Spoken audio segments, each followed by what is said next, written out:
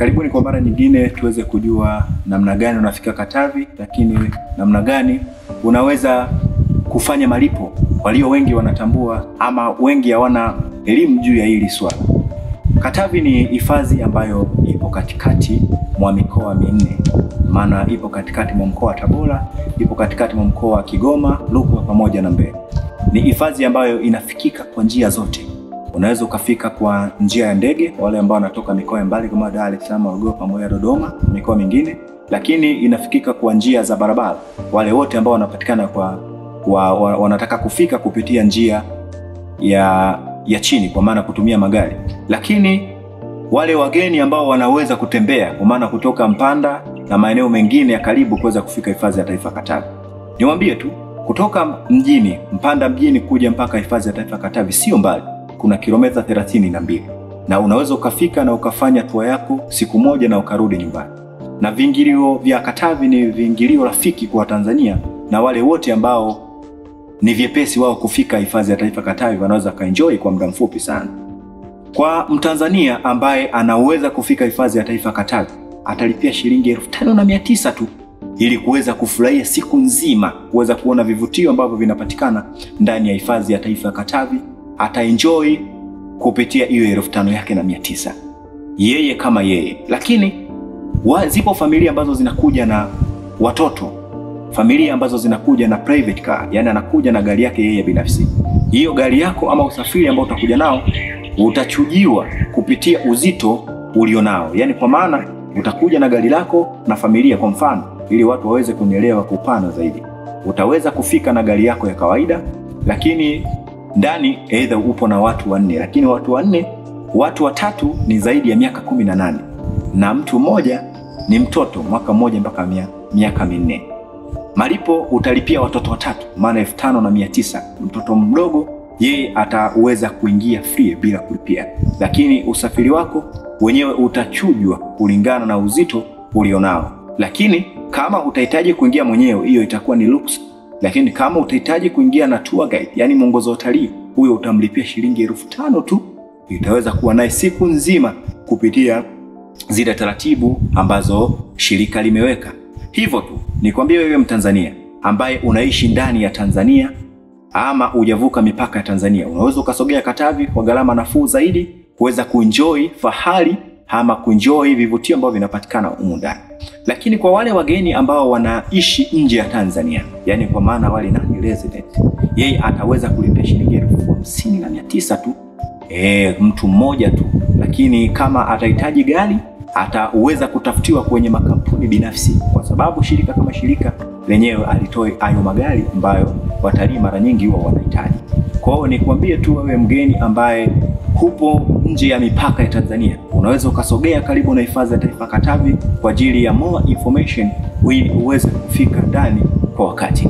Hiyo bei ambayo tumeanalyze kwa wao non-residents ni mchanganuo, kwa maana wao wanalipia kwa USD. Kwa maana hiyo tumeichanganua kwa upana zaidi, kwa sababu mara nyingi huwa wanalipia kwa dola, lakini siku hizi mtaala umebadilika kiweka na VAT. Kwa hiyo inaweza ikasogea mbali zaidi kuja mpaka kwenye 69,000 mpaka kwenye 71,000 kwa maana kiingilio pamoja na VAT. Huyo ni mtalii wa nje ama mtu kutoka nje ya mipaka ya Tanzania. Kama hujaelewa ama unahitaji maelezo zaidi, unaweza kunifollow up kama Edo Travel Tour on Instagram. Unaweza kupatia matangazo ama vile vingi ambavyo utavihitaji wewe kama wewe ili uweze kufika ndani ya hifadhi ya taifa ya Katavi. Sio hivyo tu, wapo watalii ambao huwa wanafika Katavi wakihitaji full package, yani anahitaji kutalii, anahitaji kula pamoja na kulala. Ukihitaji huduma ya chakula, wapo mashefu waliobobea hizi kazi. Utapata vyakula vizuri vya kitalii kwa pleti, utapata kwa 12,000 kwa 15,000. Utakula mlo mzuri na utaenjoy na utahadithia sehemu nyingine. Nikwambie tu hifadhi ya taifa Katavi kwa upande wa wapishi imebarikiwa kuwa na maprofessional ambao wana uwezo wa kutengeneza vyakula vya aina yoyote duniani. Kwa unapofika hapa ukioda chakula chochote, utaweza kukipata kwa muda muafaka, na chakula ambacho utakioda utakipata katika ubora ule ambao utakuwa umeuweka wewe. Kuna wageni ambao wanafika wakihitaji kulala ndani, yani kutumia banda ama rest house ambazo zinapatikana ndani ya hifadhi ya taifa Katavi. Gharama ni rafiki.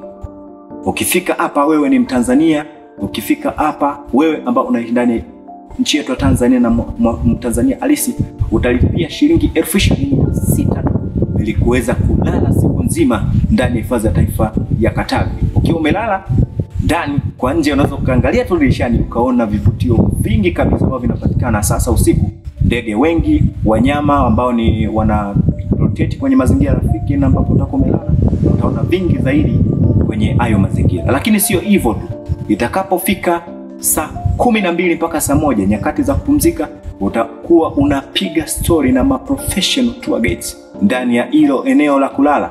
Utatoka nje, utapata lifting nzuri inayohusu hifadhi, wanyamapori na vingine vingi ambavyo vinahusu mambo ya wildlife kwa ujumla. Hivyo nikukaribishe wewe ambao unanitazama na unanisikiliza uweze kujionea vingi zaidi ambavyo vinapatikana ndani ya hifadhi ya taifa Katavi. Mimi ni Edo, bila kusahau Instagram ni Edo Travel. Karibu. Tunaweza kuwaletea zawadi yenu kama advertise.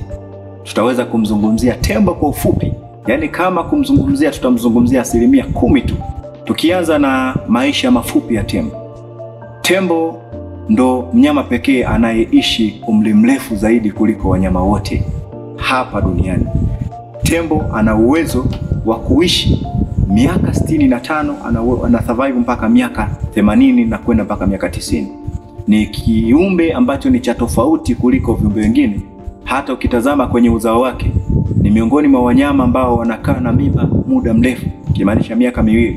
Uwezo ukapata hiyo namba ya muda ambao anakaa akiwa na mimba kwa mnyama mwingine. Lakini tuachane na hiyo. Tuje kwenye mazingira yake ambayo anaishi mara nyingi, ama ni wapi unaweza kumpata kiurahisi sana. Yule ni kiumbe ambayo ana uone hafifu wa macho.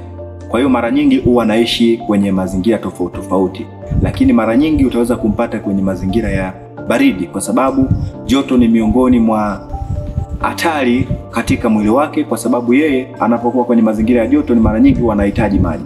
Kwa mara nyingi unaweza kumpata kwenye mazingira yenye vivuli, lakini mazingira yenye maji, kwa sababu mara nyingi huwa wanapenda kuosha ama kupooza miili yao. Ukiachana na hiyo, tembo tunasema ni miongoni mwa wanyama ambao wanakula sehemu zote za mimea. Yaani anakula mizizi, anakula magamba, lakini pia anakula na majani. Ukiachana na hiyo, ni miongoni mwa wanyama ambao wana desturi kama za wanadamu.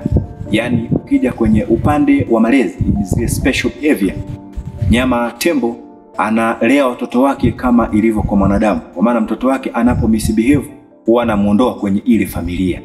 Kwa maana hizo tunaposema anapo misbehave tunamaanisha kwamba mtoto ameondoka kwenye kundi, ameenda huko kalala, ameondoka kwenye kundi, au anakuja anafanya mating mbele ya wazazi. Tembo huwa anachukua mamlaka moja kwa moja kwenye hiyo situation na kumuondoa kwenye hiyo familia.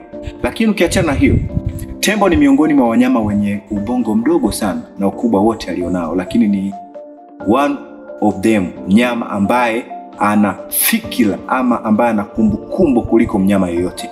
Anaweza akafanyiwa tukio mwaka huu 2025, lakini itakapofika 2060 bado anakumbuka ile situation ilimtokea wapi na nani alifanya, na anaweza kufanya action. Ningependa tu kukupa na kionjo cha mnyama mwingine ambaye aidha wengi hawatambui au wengi hawajawahi kumuona au wengi hawajawahi kusikia chochote kuhusu yeye. Hii tunaizungumza ni kiboko, mnyama pekee ambaye ana wingi zaidi katika hifadhi ya taifa Katavi. Tunamzungumza hippopotamus, miongoni mwa mnyama ambaye ametapakaa, mnyama ambaye ana namba kubwa ndani ya hifadhi ya taifa Katavi. Huyu mnyama ni mnyama mkubwa sana kwa kumtazama, lakini vile vile ni mnyama ambaye kumtazama ni kama ana ngozi laini sana, lakini ni miongoni mwa wanyama hatari sana, lakini ni miongoni mwa wanyama wenye uzito wa hali ya juu. Yaani wale wanyama wakubwa wenye uzito wa hali ya juu, maana ukianza namba 1 mpaka namba 5, hippo uwezo kumkosa kwenye wale wanyama wenye uzito mkubwa zaidi hapa duniani. Lakini ukiachana na hiyo, unakuja kutazama maisha ya kiboko endapo anazaliwa mpaka kufikia tamati ya maisha yake. Anapozaliwa siku ya kwanza mpaka tamati anakadiriwa in maximum kuishi miaka 40 mpaka miaka 54 mpaka 55 kwenda mpaka miaka 60, kwa sababu ni kiumbe ambacho kinakula majani kwenye maisha yake yote. Tunaposema kiumbe ambacho kinakula majani, tunamaanisha ni herbivores, wanyama ambao wanakula majani. Lakini ukiachana na hiyo, maeneo madhubuti ambayo utampata kwa muda wote ni eneo ambalo litakuwa na maji. Yeye hawezi kuishi sehemu tambalale kwa sababu ngozi yake inaafektiwa sana na jua. Na mara nyingi kiboko hutoka ndani ya maji nyakati za usiku kwa ajili ya kuenda kujipatia vyakula, kwa sababu nyakati za mchana jua humpa shida sana kwa sababu ya ngozi yake. Ule sio ulemavu, ni maumbile ambayo alipewa, kwa ndo maana mara nyingi anategemea maji kwa ajili ya kuweza kusurvive. Lakini ukiachana na hiyo, ni mnyama hatari sana anapokutana na kitu chochote kile kwenye territory yake ama kwenye njia zake, kwa sababu wanapokuwa polini wanakuwa na njia zao ambazo wanazitumia kuweza kufanya shughuli zao, kama chakula, kama kulinda familia au kuweza kutafuta makazi mapya. Kwa hiyo nikukaribishe sana uweze kumtazama mnyama huyo, nikukaribishe sana uweze kuwaona wanyama wengine zaidi ambao aidha tujawapa vionjo, lakini hao ndio wanyama ambao wana maandishi makubwa ambao utaweza kuwasikiliza kwa upana na utaweza kuenjoy katika siku hiyo.